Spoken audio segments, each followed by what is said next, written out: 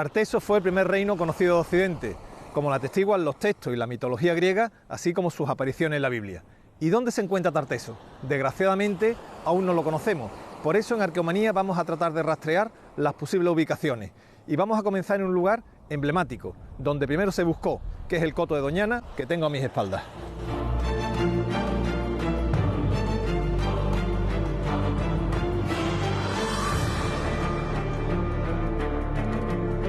Arqueomanía.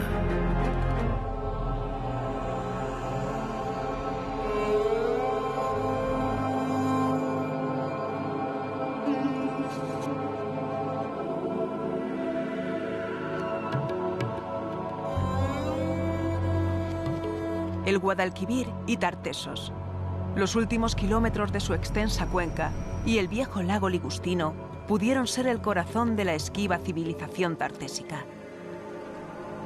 En el occidente estaban la frontera del más allá, los campos elíseos y las grandes riquezas del mundo antiguo, las Hespérides y Medusa. Desde hace siglos se ha identificado a Tarsis con Tartesos, lo que ha provocado no pocas discusiones. La Biblia cita hasta en 8 libros, desde el Génesis a Jonás, una Tarsis que fleta barcos de altura para comerciar con metales preciosos y otras mercancías valiosas. Las naves de Tarsis también repatriaban a los emigrantes de Israel desde Sefarat. ¿Eran estos los barcos de Tartesos? Tartesos es el primer reino de Occidente del que tenemos noticia en los textos clásicos. Sus reyes y héroes fueron cantados por los poetas. Gárgoris y Abis, Gerión, Hércules, Nórax o Argantonio se convirtieron en personajes de leyenda durante las largas noches del invierno mediterráneo. Estrabón y Abieno recordaron sus leyes milenarias en verso y su geografía confusa.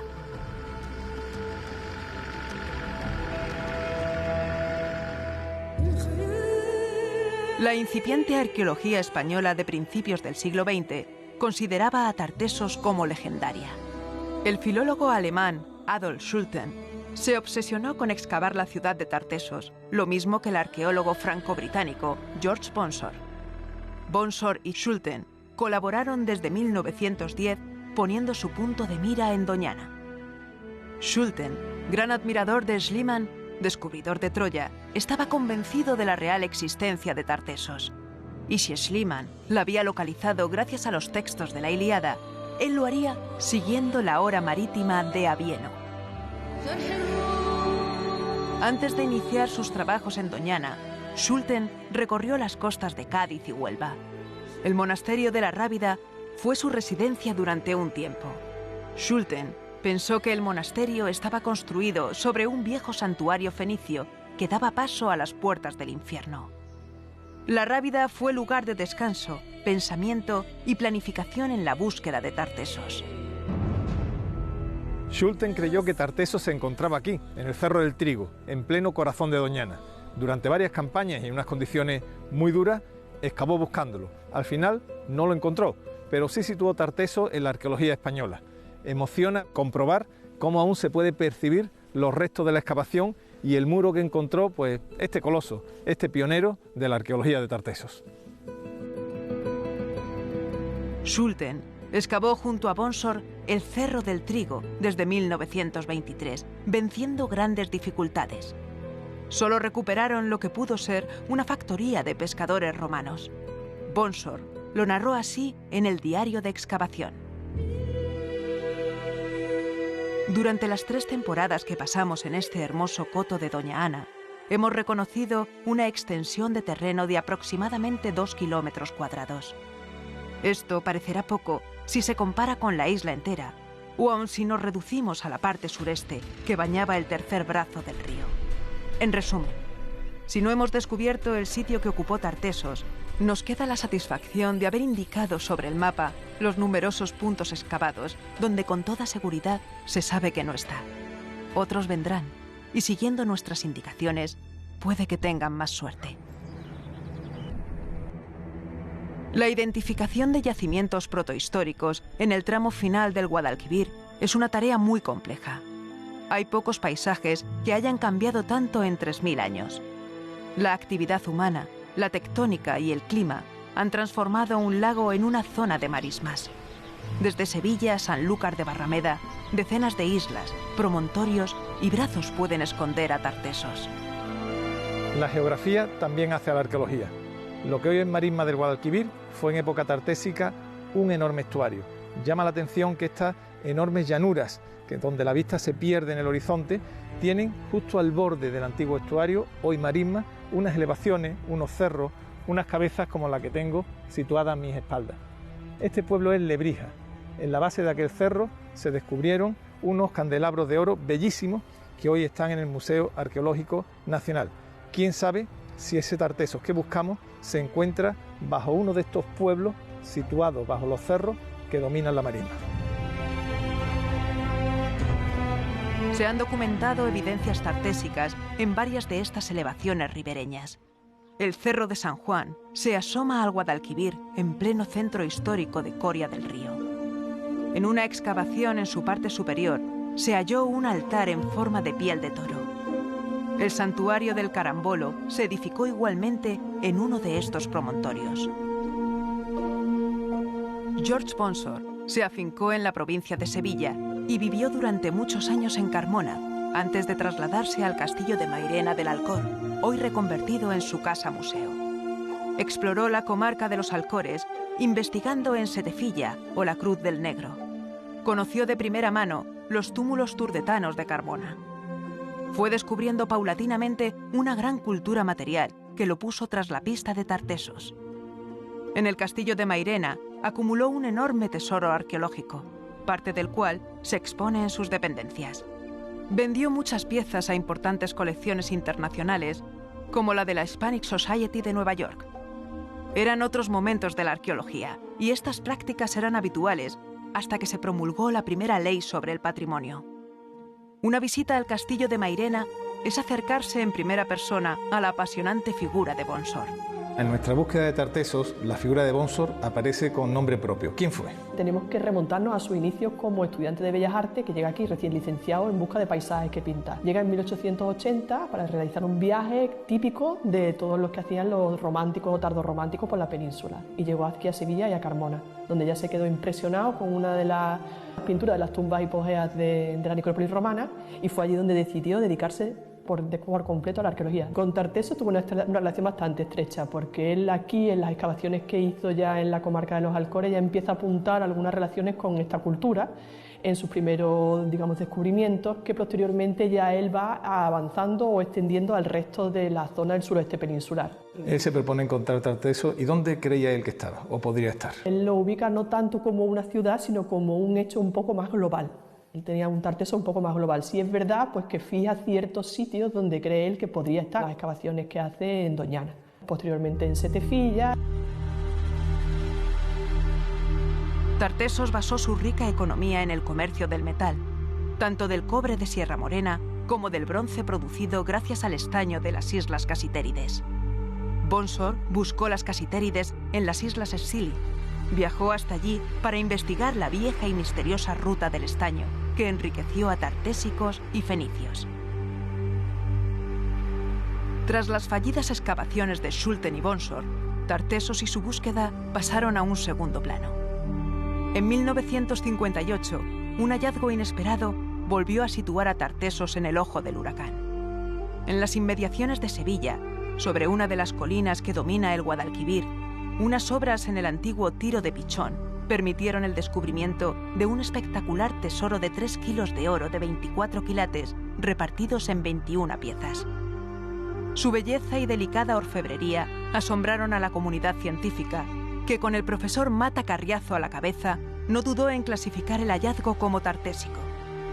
Las últimas excavaciones en el Cerro del Carambolo han permitido descubrir los edificios enterrados y han abonado nuevas interpretaciones del yacimiento.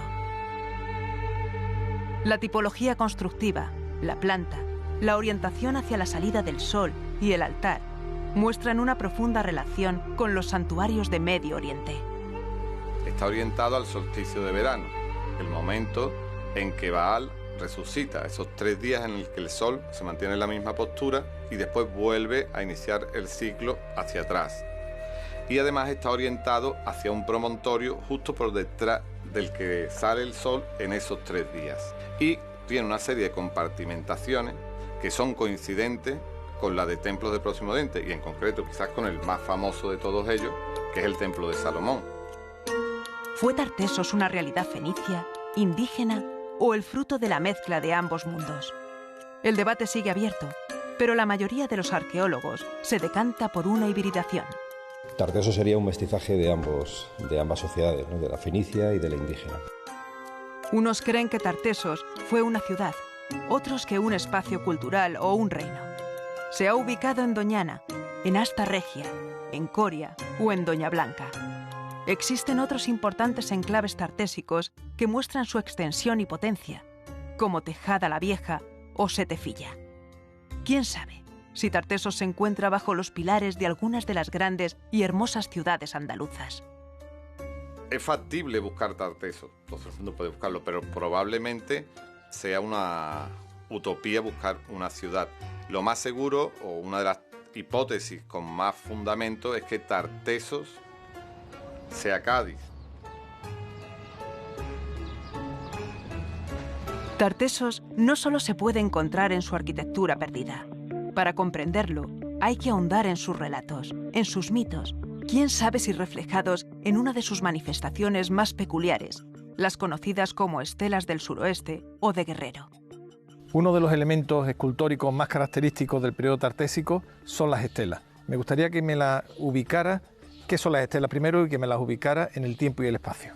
Concretamente, las estelas denominadas tartésicas, también conocidas como estelas de Guerrero, que es una denominación que yo personalmente prefiero porque me parece más neutra, pues se dan en el cuadrante suroccidental de la península ibérica, básicamente en la cuenca media de los ríos Guadalquivir, Guadiana y Tajo. Se repiten los motivos: un guerrero, una espada, un escudo, a veces un carro, a veces también espejos y peines que nos llaman la atención.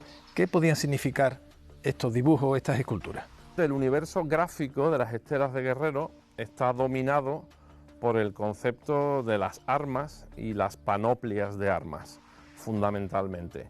Y luego a veces pues también aparecen algunos motivos que podríamos también conectar con un ethos o con una figura del guerrero un poco idealizada, como puede ser el caso del espejo o de los peines. Existe un pasaje conocido de la Germania de Tácito en la que Tácito explicaba cómo los guerreros germanos antes de ir a una batalla pues se acicalaban, se peinaban y se arreglaban porque bueno, pues pensaban que si iban a encontrar su muerte al día siguiente pues debían hacerlo de una manera presentable, vamos a decir, ¿no? Las estelas de Guerrero tienen una fuerte significación paisajística. Según muchas investigaciones que se han llevado ya a cabo, existe una correlación bastante importante entre su ubicación espacial y la presencia, por ejemplo, de vías de paso antiguas, tipo vías pecuarias, o lugares del territorio que son estratégicos para el paso, por ejemplo, los vados de ríos o los pasos de montaña. Gracias a los textos griegos, conocemos leyendas, mitos y nombres de reyes tartésicos. Quizás las estelas codifiquen sus historias y mitos fundacionales. Estas estelas, aparte de esa referencia geográfica, esa relación con el territorio, ¿podían contar una historia de héroes o de dioses fundadores? Esta es una idea que hemos planteado nosotros en algunos trabajos recientes, especialmente a la luz de casos como el de la estela número 12 Almadén de la Plata. Existen referencias en varios historiadores de la antigüedad, como es el caso de Livio o de Polibio, a que entre las sociedades, las comunidades prerromanas de la península ibérica, había algunos casos de corregencia o de regentes dobles, pares de regentes, como es el caso de los ilerguetes con Indíbil y Mandonio, o los turdetanos con Histolacio e Indortes. Entonces eso podría ser una posibilidad, que las estelas que presentan dualidad de personajes estén reflejando eso. Pero también cabe la posibilidad de que hagan alusión a un concepto más mítico de pares o parejas fundacionales, como es el caso evidentemente en la península ibérica de Gárgoris y Avis, o en el caso europeo pues de Rómulo y Remo, ¿no? De los fundadores de Roma.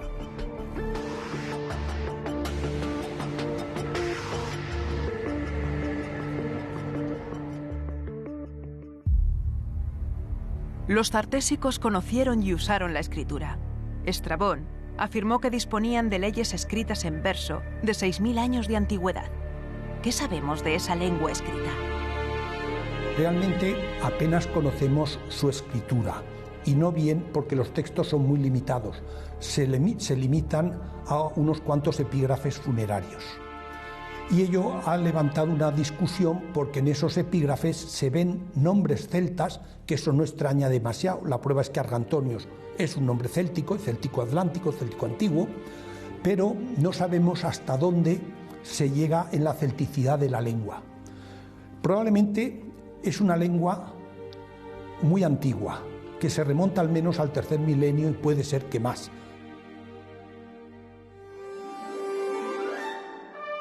Tartesos, que comenzó en el siglo VIII a.C., desapareció 400 años después, sobre el 400 antes de nuestra era. La arqueología nos ha regalado dos auténticas cápsulas del tiempo que ilustran cómo pudo acontecer su final. Cancho Roano y el Turuñuelo de Guareña son dos misteriosas construcciones que guardaron bajo tierra durante 2500 años los más íntimos secretos tartésicos. En nuestra búsqueda de Tartesos resulta del todo imprescindible conocer Cancho Roano, un espectacular santuario tartésico que se descubrió en 1978 en la comarca de La Serena, en Badajoz. Este descubrimiento revolucionó por completo lo que se conocía hasta entonces de Tartesos. ¿Y por qué? Pues por tres motivos básicos. Primero, por su localización, mucho más al norte de lo que se suponía hasta ese momento, y que amplió el límite fronterizo de Tartesos al menos hasta la línea de Guadiana. En segundo lugar, por la forma en que fue destruido este santuario y su fecha de destrucción. Se destruyó en torno al 400 a.C. por los propios moradores del santuario, que lo enterraron mediante un rito desconocido y no suficientemente explicado todavía hasta la actualidad. Y en tercer y último lugar, por la propia monumentalidad del edificio. Es un edificio grande, amplio, rodeado por un enorme foso excavado en la propia roca, en el granito, y que en su monumentalidad tiene varios elementos muy llamativos. Desde luego, un pozo central de inicio y sobre todo el gran Sancta Sanctorum, el santuario máximo, el lugar donde está el rito y están los altares. Este lugar tan especial y tan secreto nos lo va a explicar quien mejor lo conoce, que es Sebastián Celestino. Estamos en el santuario tartésico de Cancho Roano, que es del siglo V a.C. Y tiene la peculiaridad de que son tres santuarios superpuestos. Y vamos a llegar a la zona más importante del santuario, que es el Sancta Sanctorum.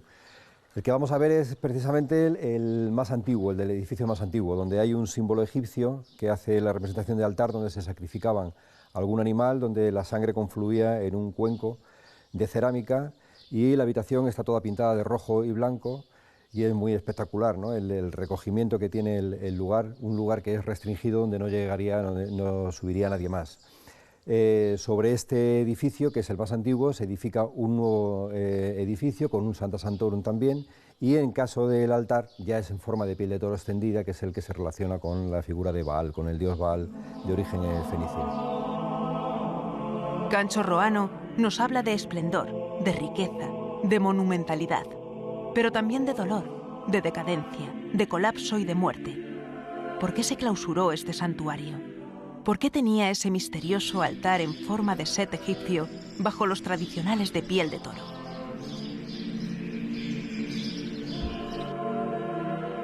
Nos encontramos sobre un túmulo, una pequeña montaña artificial, que durante miles de años llamó la atención a los agricultores de la zona. Está enclavado en el gran llano de los regadíos del Guadiana y rompía por completo el horizonte. ¿Qué era? Y es que Tartesos no deja de darnos sorpresas. Al igual que en 1978 el descubrimiento de Cancho Roano revolucionó por completo el conocimiento sobre Tartesos, en 2014, cuando se comenzó a excavar este yacimiento, que conocemos como Turuñuelo de Guareña, saltaron por completo todo lo conocido. Acabamos de descubrir probablemente el yacimiento más importante de la antigüedad de todo el Mediterráneo occidental. Acompañadme que vamos a conocerlo.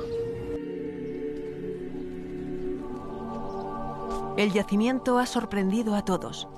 Es más monumental que Cancho Roano.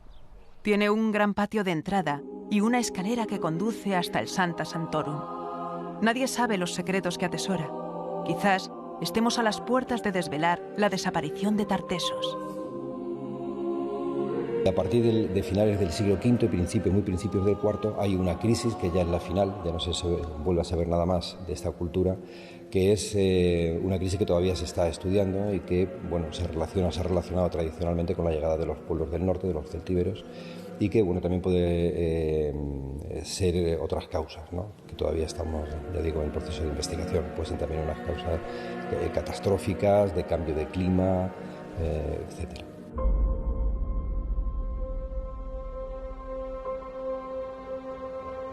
Conocíamos ya algunos elementos litúrgicos del mundo tartésico, como son los característicos altares en forma de piel de toro, pero tanto Canchorroano como el Turuñuelo han mostrado un rito muy singular, muy especial, un rito sangriento que en el mundo clásico se conoció como hecatombe.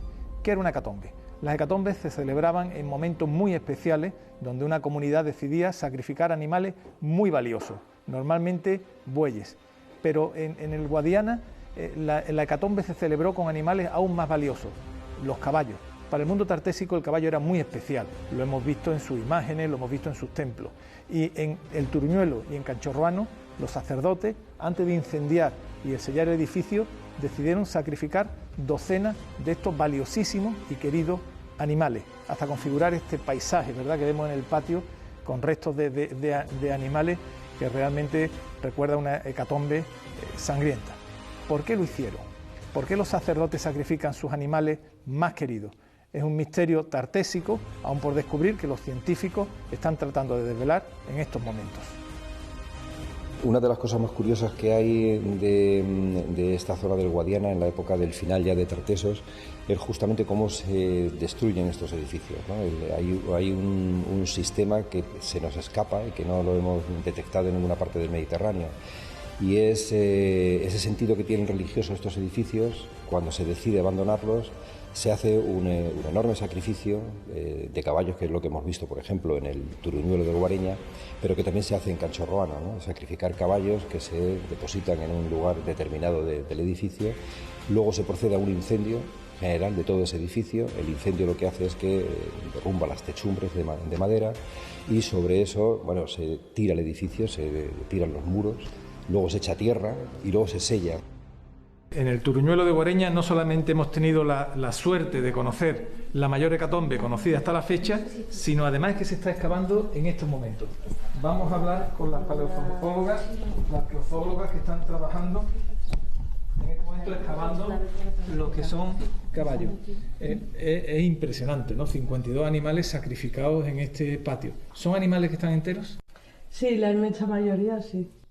Y fueron, de lo que habéis en vuestras investigaciones, ¿fueron matados para ser comidos, asados, o están sin comer? En principio están en conexión anatómica y sin marcas, lo cual nos indica a priori que no se han consumido ni se han descarnado. Tenemos una matanza ritual, por tanto, en principio, ¿no? Sí, sí. ¿Qué animales aparecen? Animales, aparecen diferentes especies. Dentro de los équidos podría haber algún híbrido y algún asno y caballo, y dentro de los domésticos más habituales está la vaca, el cerdo, y también hay un perro.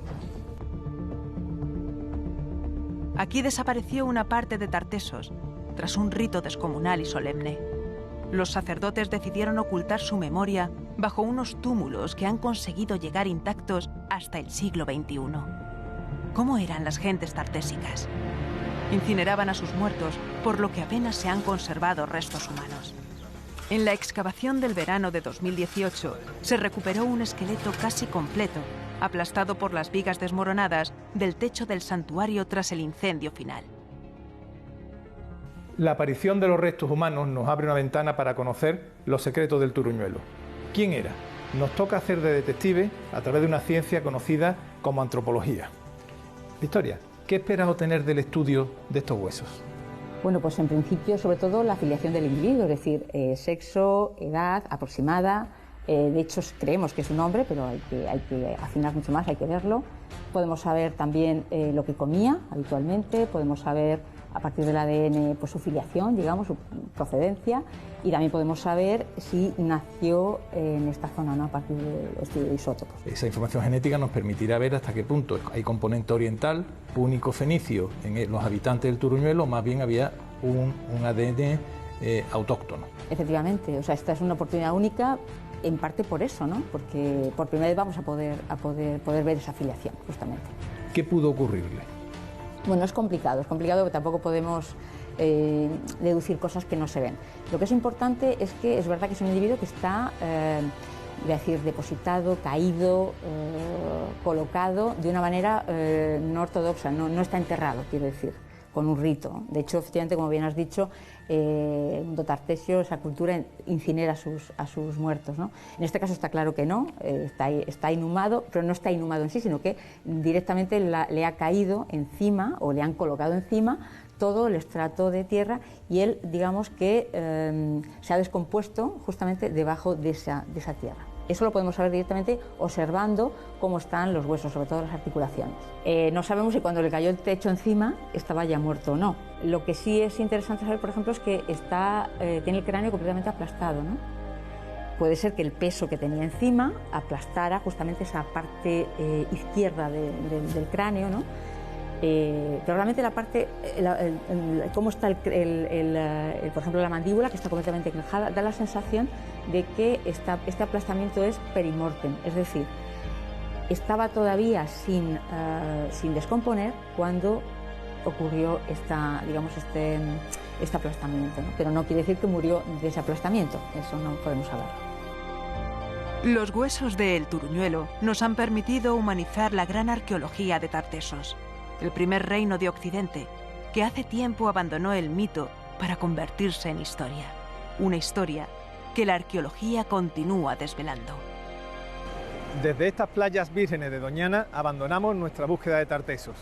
Hemos hollado sus caminos, apreciado sus paisajes, conocido sus santuarios, sus ciudades, sus tesoros. Y mientras la arqueología continúa desvelando sus secretos, nosotros nos quedamos con la evocación de la historia de un reino mítico que ha logrado atravesar océanos de tiempo gracias a la fuerza de su leyenda y de su mito.